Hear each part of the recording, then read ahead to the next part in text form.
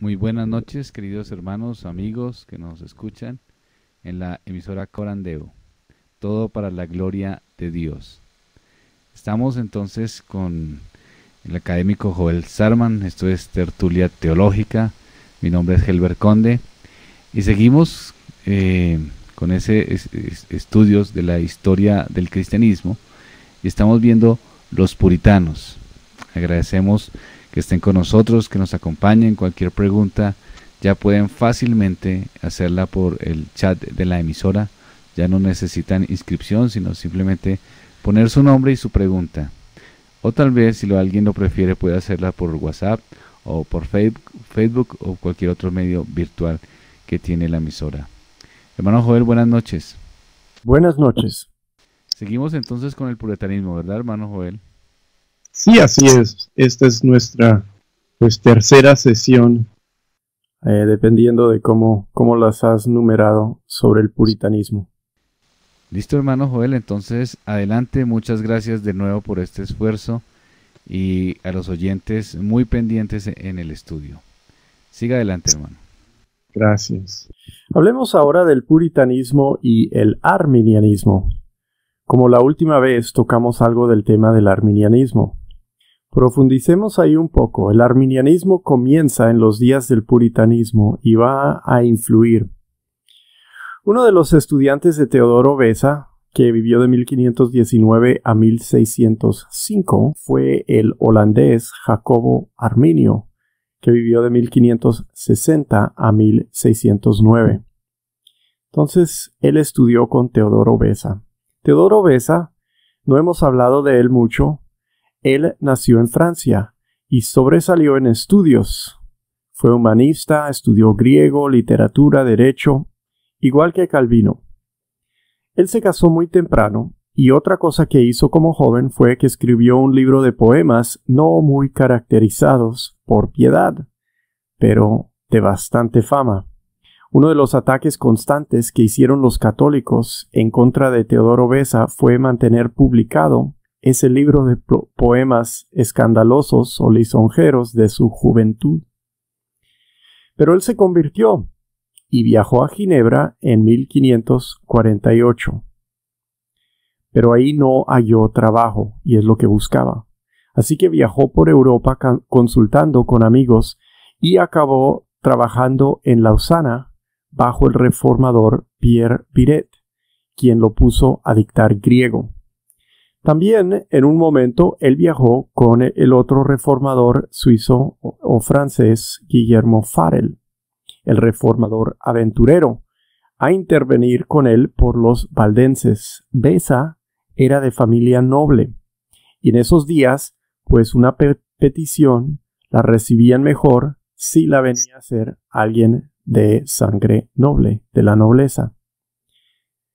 En 1558 se funda la Academia de Ginebra, que fundó ahí Calvino, y Teodoro Beza es instalado como uno de los docentes, y muy pronto forma una reputación como teólogo, y como el mejor después de Calvino.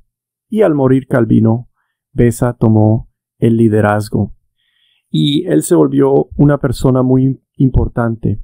En este momento, en el seminario donde yo estoy asistiendo en Westminster, están haciendo una conferencia de todos los estudiosos de Calvino del mundo.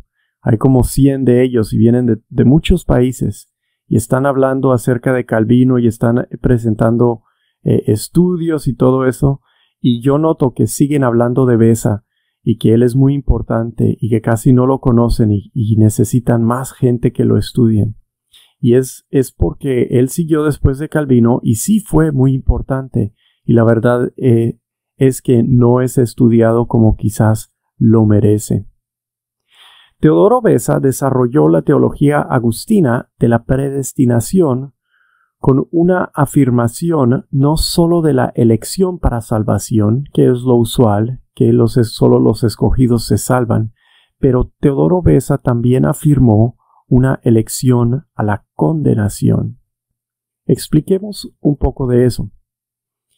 En la orden de los decretos de Dios podemos ubicar el decreto de elección antes del decreto de permitir la caída, o podemos ubicarlo después. Es decir, Dios cuando decreta la elección, lo decreta primero y luego decreta la caída, o decreta primero la caída y luego decreta elegir a algunos de los caídos a salvación. Sí, estamos hablando de cuando colocamos el decreto de elegir unos a salvación en relación con el decreto de permitir la caída. Si ubicamos el decreto de la elección después del decreto de permitir la caída, le llamamos a esa posición infralapsarianismo. Después de la caída, infralapsarianismo. Si ubicamos el decreto de la elección antes del decreto de permitir la caída, le llamamos a esa posición supralapsarianismo. La consecuencia lógica de ubicar el decreto de elección antes de la caída es que, sin haber caídos, Dios escoge a algunos para salvación y los demás los escoge para condenación, y luego viene la caída, que es el modo que pues los elegidos tienen que llegar llegan a poder ser salvados, y que los no elegidos, los de condena, los depravados, pues se pierden. Teodoro Beza elaboró esa posición del supralapsarianismo. No es la posición de la mayoría de los reformados, por lo menos así no me parece a mí. Sí es una posición válida entre la reforma. Hay quienes tienen esa posición. Teodoro Beza obviamente es un buen teólogo reformado, pero no me parece que es una posición de la mayoría.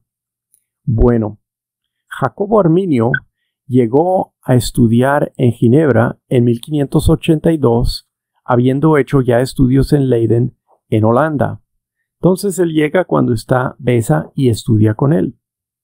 En alguna forma, no estoy seguro exactamente cómo, reacciona en contra de la enseñanza de Teodoro Beza, pero sin apartarse públicamente de la corriente mayor del calvinismo, de la reforma. Y es porque todos tienen que ser más o menos del mismo parecer, o sea, no tienen realmente diferencias en cuanto al calvinismo en la reforma en ese momento. Arminio después regresó a Holanda y pastoreó ahí desde 1588 en adelante. Hubo en Holanda quienes atacaron la predestinación, y Arminio se halló respondiendo a estos ataques, y según entiendo, estaba tratando de defender la posición calvinista. Creemos que es en este debate en el que surgen para él dudas más dudas de las que tenía. Creo que su posición era de defender de alguna forma la enseñanza de Teodoro Beza, y cuando trató de defenderla, pues se dio cuenta que pues tenía muchas dudas. Arminio entonces desarrolló una síntesis de antiguos énfasis con nuevos énfasis. Él tomó del pasado y le agregó algo nuevo. Enfatizó la importancia de la piedad práctica, y así enfatizó también la importancia del individual de poder lograr una vida de piedad. Se enfocó en eso. Ese énfasis en lo práctico lo llevó a enfatizar la responsabilidad humana, y así, sin enfatizar lo otro que es la soberanía divina, y así redefinió la parte de Dios en la salvación. Esto es lo que estaba diciendo entonces Arminio. Dios mira lo que tú vas a decidir, y a base de esa contingencia, Él escoge a los buenos, a los que deciden por Dios y se salvan, y esa es la elección. Así que la determinación de Dios para Él no es determinante. Es una elección que afirma de antemano lo que el ser humano libremente escoge, por enfatizar voluntad humana y por enfatizar pues la responsabilidad práctica y la piedad práctica. A esto le llaman conocimiento medio, y lo que hace El conocimiento medio es anteponer el evento en el tiempo de la decisión humana al momento eterno de la elección. Es decir, que el evento en el cual tú decides seguir a Cristo en el tiempo es el que determina el momento eterno de la elección, y no al revés, como dicen los calvinistas. El arminianismo tiene paralelos con corrientes jesuitas en el catolicismo, y los teólogos se están leyendo, ¿sí? Los jesuitas están escribiendo y todos están leyendo estas obras y están pensando y en algo se ayudan o se contribuyen los unos a los otros. Los jesuitas están desarrollando la teología católica en direcciones que reaccionan en contra del calvinismo de la mayoría de la Reforma, y por eso son parecidas al arminianismo. Y en la Iglesia Católica también existen los que resisten la dirección de los jesuitas, y en este momento son los dominicanos. Ellos resisten a los jesuitas, porque la teología de Tomás Aquino se puede tomar en varias formas, no es desarrollada bien en todo lo que es esto, pero parece que tiene muchos afines al predestinismo del calvinista, y los dominicanos pues resisten a los jesuitas dentro de la Iglesia Católica, pero los jesuitas se mueven en forma paralela al arminianismo. Tenemos una pregunta, hermano. Sí. Carlos pregunta, ¿cuál es la posición de los bautistas reformados? ¿Supra o infra? Algunos son supralapsarianistas, algunos son infralapsarianistas. Mi posición es infralapsarianismo. Yo creo que el supralapsarianismo es para los locos, pero hay buena gente. Uno de los mejores pastores que he tenido era de ese parecer. Roberto pregunta, ¿la confesión de fe marca una posición en cuanto a lo infra y supra? La confesión de fe de Londres de 1689. No creo que lo hacen. ¿Tú sabes, Helber? Yo no creo que lo hacen. Sí, creo que tampoco se nota. Lo que uno, digamos, más entiende en los bautistas reformados es la posición infralapsaria, ¿no? Pero no he escuchado así, digamos, que la confesión lo diga como tal cual. No sé. No creo que lo hace. Tampoco creo que quizás es un poco más explícito en la Confesión de Westminster, pero yo sé que en esto el moderador de la asamblea era un supralapsariano, pero los demás pues influyeron en el documento y salió más hacia el infralapsarianismo. Sí he oído que este pastor supralapsariano reformado bautista se quejaba de nuestra confesión, que pues no tenía eso como a él le gustaría. Es una posición legítima. Para mí, o sea, a mí no me parece, no me llama la atención, pero es una posición legítima dentro de los reformados. Se puede tomar. Muy bien, hermano. Seguimos adelante entonces. En Inglaterra, entonces, porque estamos hablando, recordemos, del puritanismo, estamos haciendo algo del arminianismo para hablar de cómo se llevan los dos, los puritanos y los arminianos. En Inglaterra, en los tiempos del puritanismo que estamos mirando, el término arminiano se maneja de forma imprecisa, de forma muy imprecisa. O sea, el apodo arminiano es lo que se vuelve un apodo a veces y casi no tiene que ver a veces con la teología. El puritanismo, por afirmar la doctrina reformada, es calvinista, y por ser dada al rigor, como hemos dicho, el puritanismo es rigurosamente calvinista en muchas instancias. ¿Sí? Los puritanos, si pueden llevar algo a un extremo más riguroso, lo suelen hacer. Entonces su calvinismo suele ser del más riguroso y muchas veces supralapsariano, aunque no tiene que ser así, pero sí son calvinistas. Así que los que se oponen al puritanismo, a veces en esos tiempos los acusaban no de ser no puritanos, sino de ser arminianos, porque los puritanos eran calvinistas. Eso lo hacen una vez en Inglaterra aparece la opción del arminianismo, que es a fines del siglo XVI, pero en realidad más hacia el comienzo del siglo XVII. El arminianismo se avanza una vez se muere Arminio, y él se muere en 1609. Entonces ahí estamos dentro del siglo XVII. Esa acusación a los que se oponen al puritanismo de ser arminianos funciona de dos maneras. Por un lado, es una acusación falsa y solo quiere decir que uno no es un puritano, no lo están usando para decir que uno no es un calvinista. Se usa con gente que quiere más ritual, por más calvinistas que sean. Por querer lo que no quieren los puritanos calvinistas, los caracterizan como arminianos, como si fuera un apodo, lo que dije antes. Y se usa con gente que enfatiza la religión externa, la parte de la observación, las vestimentas, que si tienen velas, que si tienen incienso, más que la parte doctrinal, ¿sí? Y entonces el apodo no funciona siempre en forma doctrinal. Llaman a gente arminiana en estos momentos simplemente porque no son puritanos. Es una acusación que usan los puritanos. Y es una acusación que lleva a los acusados a veces a identificarse con el arminianismo sin nada más por querer no ser calvinistas puritanos. ¿Sí? Entonces le dicen, ¿usted es un puritano? No. Entonces usted no es un calvinista. Claro que no, porque eso es lo que dicen los puritanos y no siempre habla de la teología.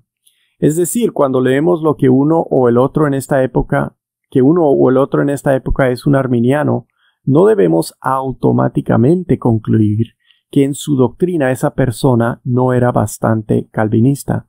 Como lo vamos a ver después con el arzobispo Laud, no hay que creer que él era un arminiano teológicamente, pero siempre lo acusaron toda la vida de ser un arminiano por estas otras razones. Se usaba como un apodo y no siempre de forma totalmente responsable.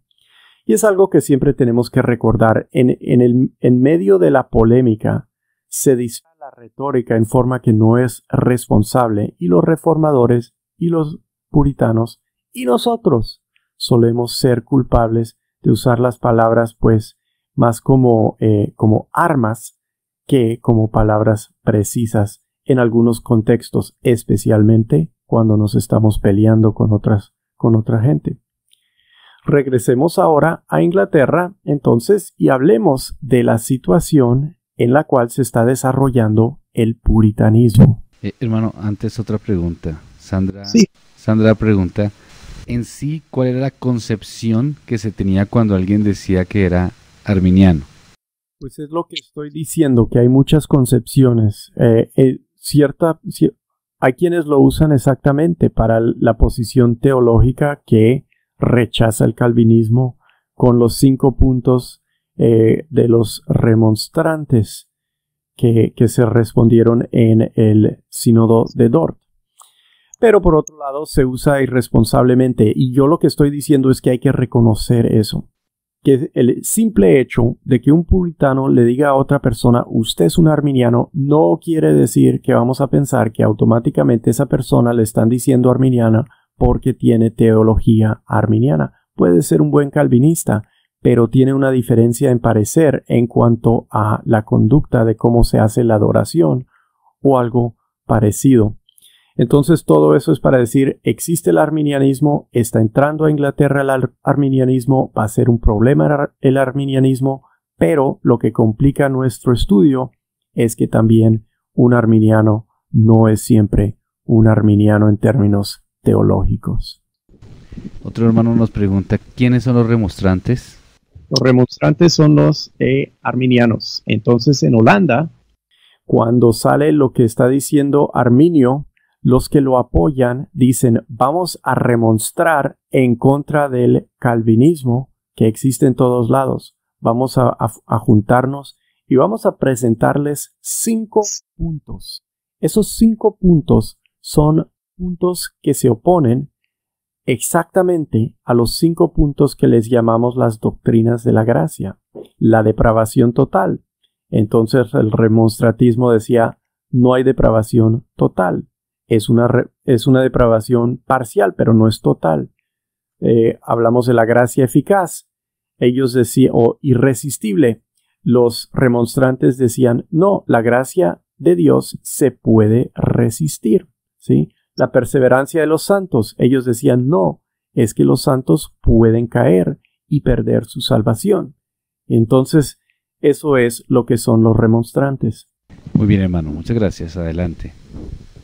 Ok, entonces ahora regresamos a Inglaterra y seguimos hablando de la situación en la cual se desarrolla el puritanismo y vamos a llevarlo, ojalá vamos a poder integrar todo lo que hemos dicho del arminianismo para explicar la situación. La reina Elizabeth frustra los planes de algunos de seguir reformando su país para volverlo más como Ginebra. ¿Qué hace ella? Pone en la iglesia obispos que la apoyen. Y estos obispos y este clero leal a la reina Elizabeth busca una adoración uniforme en todo el reino. El acta de 1559 de uniformidad requiere en todo el país el uso del libro de oración común. Esto es demasiado ritual para algunos y de ahí vienen los puritanos. Ellos quieren purificar eso. Ellos no están contentos con el uso del libro común de oración común porque tiene mucho ritual. Pero en los cultos ellos no pueden cambiar la práctica, ya que esto es por ley. Así que se unen informalmente a tener sus reuniones, a hacer las cosas como ellos quieren, a predicar. Y ahí predican en sus reuniones informales, no en los cultos oficiales de la iglesia inglesa, pero en sus reuniones informales predican, oran, piensan, fomentan entre sí el deseo de una solución y lo que logran es hacer lazos y vínculos informales que les sirven para desarrollar lo que no pueden lograr por ley. Cogen fuerza por lo que están haciendo y por su devoción a una doctrina más precisa. Esta doctrina los lleva a ser estudiantes, los lleva a ser pensadores y los lleva a ser escritores. Y esto lleva a que vean que sus deseos se pueden lograr a base de educación y se entregan a la educación como pocos en la historia lo han hecho. Lo hacen como Calvino lo hizo en Ginebra con la academia, solo que ellos lo hacen dentro de las universidades de Inglaterra. En particular, fundan un colegio en la Universidad de Cambridge, el colegio de Emmanuel, donde van a capacitar muchísimos pastores y líderes puritanos. ¿Hay una pregunta? Julisa dice, el conocimiento medio es una filosofía del jesuita Luis de Molina. Tristemente hay muchos calvinistas que se han vuelto molinistas por la influencia de William Lane Craig. ¿Hay buenas refutaciones actuales contra este hombre? Siempre han habido refutaciones buenas contra el conocimiento medio. El conocimiento medio dice que el conocimiento de Dios es contingente sobre una decisión humana, pero el conocimiento de Dios no puede ser contingente, no tiene ningunas contingencias. Dios declara todas las cosas desde un comienzo. Las cosas ocurren porque Dios las ordena y las decreta, y no por una contingencia. El conocimiento tiene muchos problemas filosóficos y muchos problemas para la doctrina de Dios, decir que el conocimiento de Dios es contingente. Entonces, eso es si un buen tratamiento sobre la doctrina de Dios debe poder ayudar en contra de eso, y buenos tratamientos sobre la doctrina de Dios han existido desde el siglo XVI y hasta antes. Yo creo que hasta en Tomás Aquino pueden hallar cosas que refuten eso, aunque obviamente nadie hablaba del conocimiento medio en los tiempos de Aquino, pero Aquino sí habla bien del conocimiento de Dios, que Dios conoce todas las cosas porque Dios decreta, no porque Dios ve lo que alguien va a hacer. Julisa dice, ¿los puritanos consideraban el arminianismo como herejía? Pues habiendo dicho lo que hemos dicho sobre el uso desmedido y a veces exagerado del apodo arminiano, a veces lo usaban bien, pero muchas veces lo usaban mal. Obviamente, yo creo que sí hacían ese uso exagerado y porque están en la polémica, están en una lucha, y yo creo que sin duda lo hacían. Un hermano pregunta, ¿los molinistas son los mismos arminianos?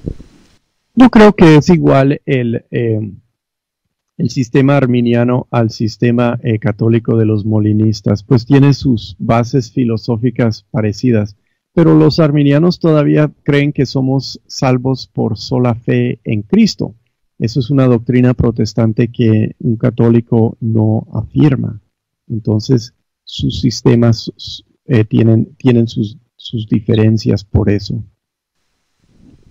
Listo, hermano, muchas gracias. Seguimos entonces. Ok. Entonces, estamos en las asambleas y lo que están haciendo los puritanos y la universidad. En 1593, el gobierno prohíbe asambleas puritanas y el gobierno protestante hasta ejecuta unos separatistas, que son una variedad de puritanismo del cual hemos hablado. El separatismo es muy peligroso desde el punto de vista del gobierno en esos momentos, porque no solamente quiere decir que la iglesia inglesa no es pura y no puede ser pura y por eso se separan. Es considerado traidor no apoyar la religión común del país y condenar la religión del país y de la reina como religión impura, que es lo que están haciendo los separatistas. Los puritanos dicen es impura y queremos arreglarlo. El separatista dice es impura y no se puede arreglar y nos separamos. Y por eso el gobierno pues les da duro a los separatistas, pero también prohíbe las asambleas puritanas que han sido tan buenas para el puritanismo. Bueno, esa es una frustración. Siempre ha sido frustrados durante el reinado de Elizabeth los puritanos. Pero se muere Elizabeth y se muere obviamente sin hijos porque nunca se casó. ¿Quién entonces llega al trono? Llega al trono Jacobo, el sexto de Escocia y el primero de Inglaterra. Él ya es rey en Escocia y le dan ahora también la corona de Inglaterra. Así que en Jacobo hallamos un rey con dos reinos, Escocia e Inglaterra. Jacobo le nació a la reina de Escocia, María Stuart, en 1566, del cual, como dijimos la última vez, va a salir una película en diciembre. Me parece interesante que hagan eso. En 1567, María abdicó su reino por presión de los protestantes. Ella era una católica, la quitaron de reina y pusieron a su hijo Jacobo. En esos momentos ella huyó a Inglaterra, donde le dio toda clase de problemas a Elizabeth porque ella se creía también tenía el derecho al reinado de Inglaterra, hasta que Elizabeth la encarceló y después de un tiempo la mató. Entonces Jacobo es el hijo de la reina quien Elizabeth mató. Y sin embargo le dan el reino de Inglaterra cuando muere Elizabeth. Entonces él toma el reino. Y Jacobo es uno de los reyes más astutos, más inteligentes, más capaces que jamás tuvo Inglaterra. Él fue formado por piadosos hombres presbiterianos en Escocia. Y Escocia tenía una iglesia más hacia el presbiterianismo que hacia el anglicanismo en ese momento. Entonces todos esperaban que Jacobo sería un buen presbiteriano reformado y puritano. Bueno, hemos llegado a la media hora, entonces vamos a hacer una pausa, ¿verdad, Helber? Sí, hermano, vamos a hacer una pausa. Muy atentos, estamos respondiendo sus preguntas. Con toda confianza pueden escribirlas. Y vamos a hacer una pausa. Ya regresamos.